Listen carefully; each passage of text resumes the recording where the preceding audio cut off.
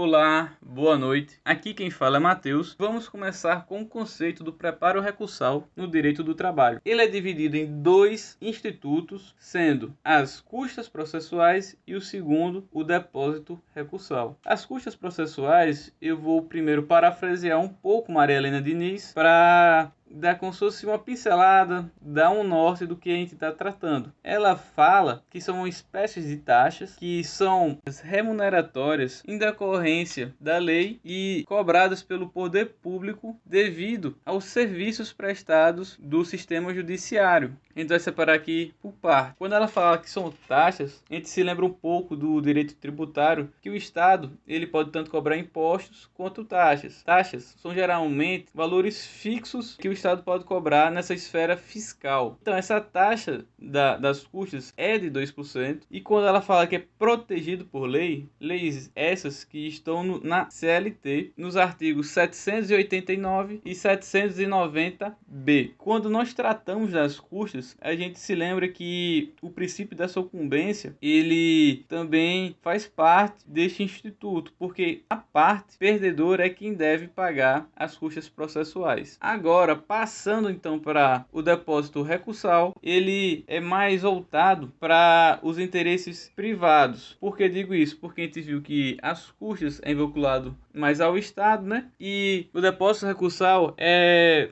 uma espécie de garantia em que a parte perdedora, ou seja, o empregador, ele tem que pagar, na verdade, para conseguir impetrar esse recurso. Ou seja, serve como se fosse um artifício de defesa, de não tumultuar, de não atrapalhar, de não demorar a entrega do direito, do que é devido ao empregado. E isso vem à tona quando muitos empregados só querem postergar aquele processo, aquele direito, enfim. Essas situações são previstas do depósito recursal tanto no artigo 899 da CLT, e era composto por 11 parágrafos. Dentre esses 11, os seus 8 primeiros estabelece bem o que é que seja o depósito recursal. E também a súmula do TST, a 161, vem falar o porquê o empregador deve pagar o depósito recursal quando a sua execução for em pecúnia. Aí você deve também estar se perguntando, é injusto o empregador pagar para fazer uma parte recursal? Ele devia recorrer sem ter nenhum encargo, nenhuma deficiência, né, para tentar rever seu direito, mas a gente tem que partir da regra da irrecobilidade das decisões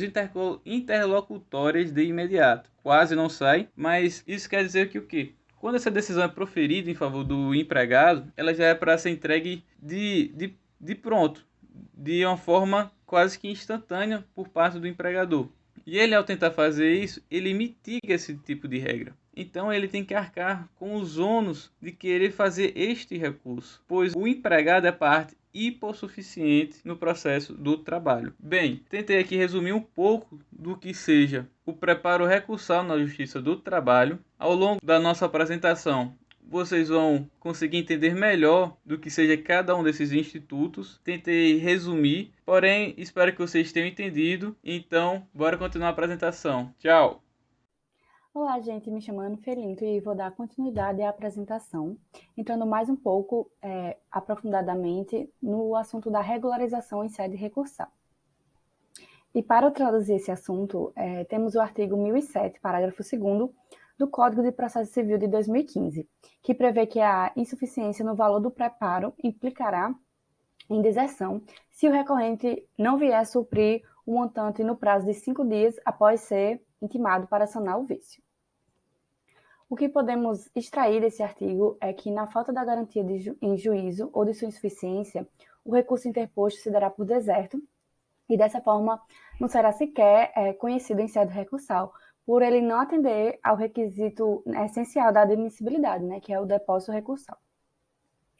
Foram feitos muitos debates, muitas discussões na Justiça do Trabalho acerca da admissibilidade recursal nos casos em que a quantia depositada é inferior ao valor devido segundo as tabelas de custos. Dessa forma, a gente pode encontrar tanto julgados que reconhecem a insignificância do valor residual e, dessa forma, a validade do recurso quando o valor depositado era próximo àquele fixado nas custas, quanto decisões que consideram desertos os recursos cujo depósito for insuficiente pela diferença de apenas 1 centavo. Essa discussão ela é muito válida, uma vez que a insuficiência do depósito recursal pode ocorrer por confusão. E a gente pode afirmar que seria desproporcional a deserção do recurso e, consequentemente, do direito de recorrer por um valor, por uma quantia de centavos, de 1 centavo, por exemplo. Esse tópico ele foi resolvido com o advento e com o reconhecimento da aplicação das normas presentes no artigo 1007, parágrafos 2º e 7º do Código de Processo Civil de 2015, segundo os quais deverá haver a intimação do advogado do recorrente para assinar quaisquer insuficiências ou equívoco no pagamento, não podendo haver a deserção antes do corrimento do prazo de manifestação. Em 2017, o TST promoveu algumas mudanças na sua jurisprudência. A mais relevante alteração diz respeito à dilação do prazo para fins de pagamento do depósito recursal pelas empresas. E essa novidade ela é resultante da leitura do caput do artigo 10 da Instrução Normativa 39 de 2016 do TST, que ela regulamentou a aplicabilidade ao processo trabalhista das normas de diversos artigos do CPC. Quanto ao preparo recursal, para os efeitos do parágrafo 2º do artigo 1007 do CPC, entendeu-se, à época, que a possibilidade do recolhimento de valor suficiente se limitava unicamente às custas processuais e não ao depósito recursal. Porém, a nova redação, conferindo a orientação jurisprudencial 140 da subseção 1 da seção especializada em dissídios individuais, passou a permitir que a complementação do valor seja estendida também ao depósito recursal.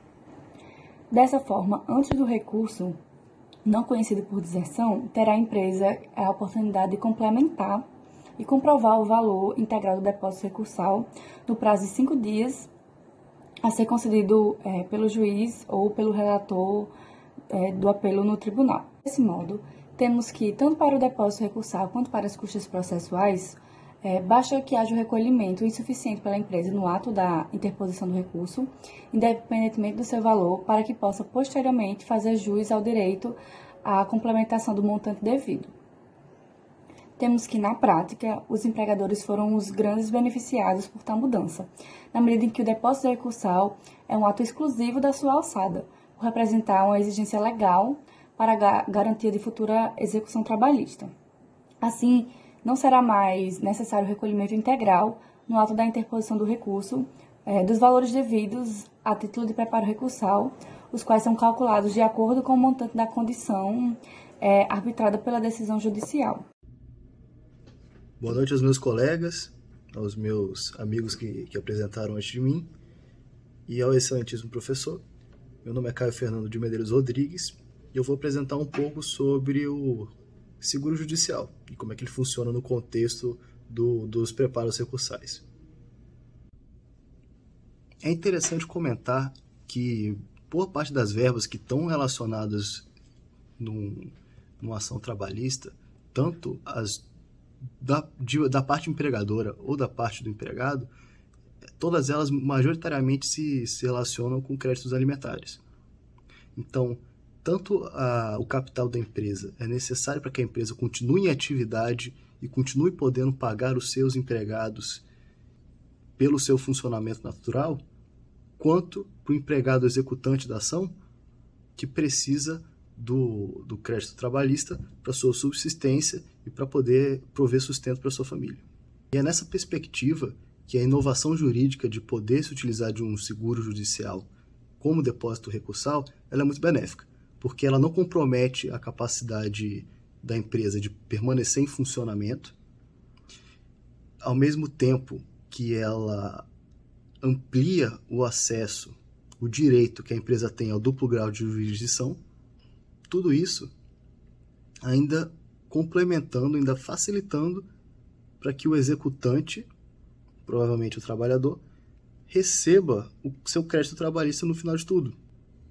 Então, a reforma trabalhista, a Lei 13.466... Então, a reforma trabalhista,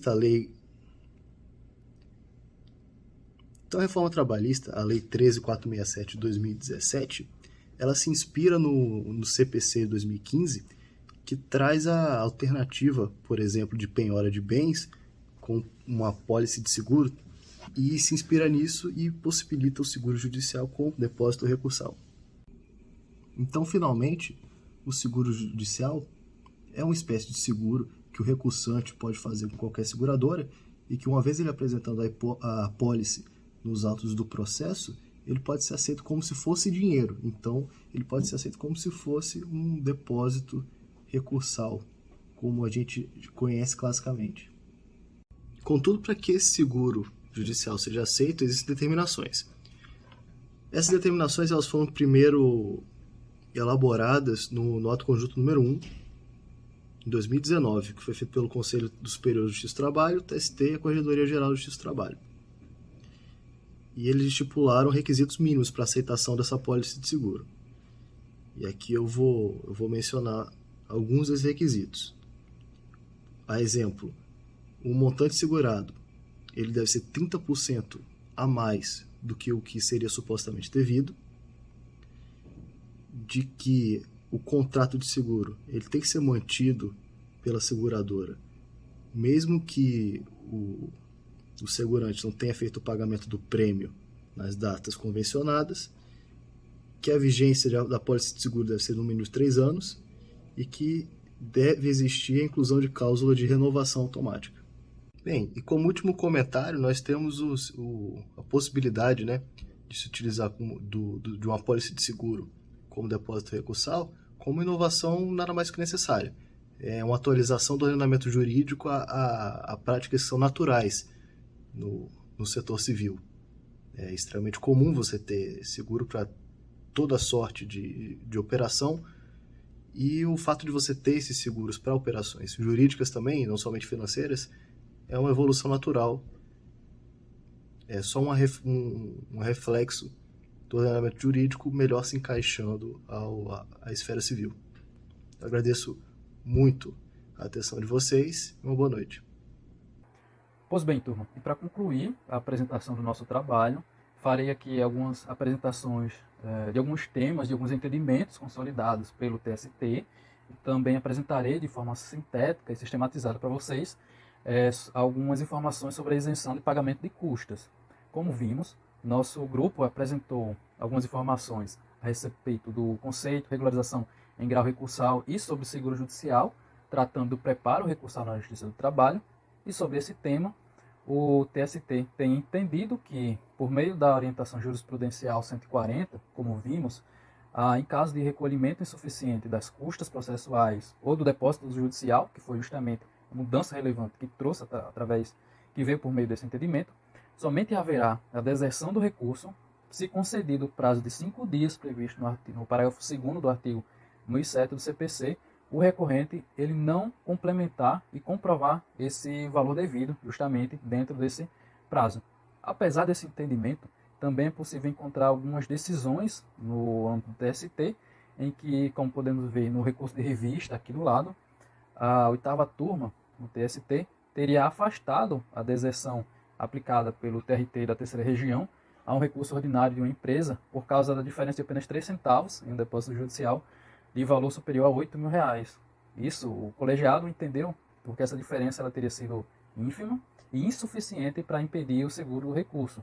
A relatora, por sua vez, ela complementa nessa linha, justamente dizendo que a diferença de 3 centavos teria sido irrisória e o TRT teria agido com recurso excessivo ao rejeitar esse recurso. E complementa informando ainda que, ainda mais se considerar o valor já recolhido, o alcance e a finalidade do depósito recursal, no caso concreto, já teria sido garantido o juízo.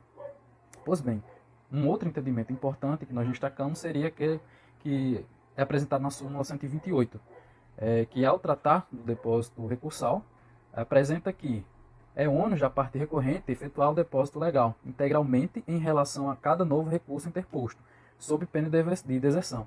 Entretanto, atingido o valor da condenação, nenhum depósito mais seria exigido para qualquer outro recurso.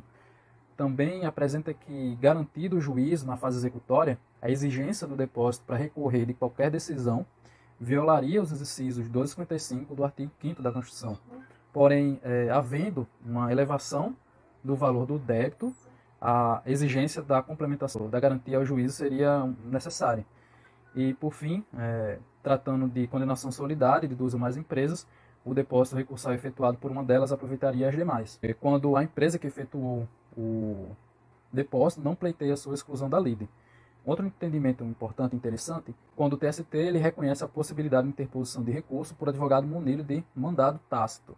A orientação jurisprudencial 286, tratando justamente sobre o mandado tácito, apresenta que a juntada da ata de audiência em que consignar a presença do advogado, desde que não estivesse atuando como mandado expresso, torna dispensável a procuração do advogado, porque já estaria sendo demonstrada a existência de um mandado tácito. E também, configurada assim a existência de um mandado tácito, fica suprida a irregularidade detectada por meio do mandado expresso. E, por fim, falando aqui agora sobre isenção do pagamento de custas, a isenção do pagamento das custas é apresentada no artigo 790-A da Consolidação das Leis Trabalhistas e apresenta que são isentos do pagamento de custas, além dos beneficiários da Justiça Gratuita, a União, os Estados, o Distrito Federal, os municípios e as respectivas autarquias e fundações públicas federais, estaduais e municipais que não explorem a atividade econômica, e também o Ministério Público do Trabalho. O parágrafo único desse artigo apresenta que a isenção prevista ela não alcança as entidades fiscalizadoras do exercício profissional, como a OAB, por exemplo, nem exime as pessoas jurídicas referidas no artigo 1, são justamente aqueles que foram apresentados, da obrigação de reembolsar as despesas judiciais realizadas pela parte vencedora. Aqui do lado nós colocamos um quadro que sistematiza e deixa bastante visual essa informação para vocês sobre os sujeitos que estão isentos, não isentos, aqueles que precisam restituir e aqueles que não precisam restituir de acordo com o artigo 190-A. E por fim, a súmula 86 do TST apresenta que não ocorre a deserção do recurso da massa falida por falta de pagamento de custas ou do depósito do valor da condenação. Esse privilégio, entretanto, não se aplica à empresa em liquidação extrajudicial. É importante destacar que, apesar da massa falida ela não precisar pagar as custas para recorrer, ela não é isenta das custas. Ela deverá pagá-las sim ao final, após o trânsito em julgado. E as empresas em recuperação ou liquidação extrajudicial, elas devem sim pagar as custas processuais, justamente como apresenta a parte final da súmula apresentada. Pois bem, essa é uma síntese do tema, bastante complexo, com bastante questões a serem apresentadas, e concluímos aqui o nosso trabalho e agradecemos ao professor e à turma. Muito obrigado.